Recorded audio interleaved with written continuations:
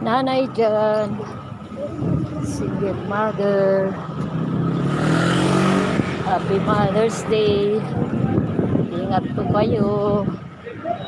Naway pagpalain kayo ng Panginoon at ingatan sa lahat ng oras. Pagpalain kayo.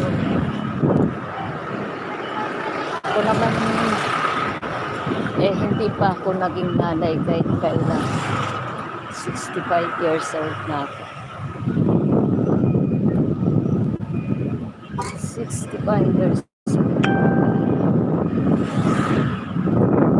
Hindi naman tayo nabigyan ng Panginoon ng anak.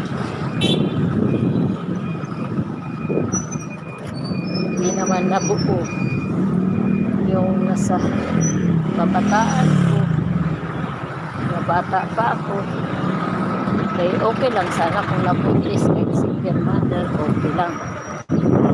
Kasi hindi lang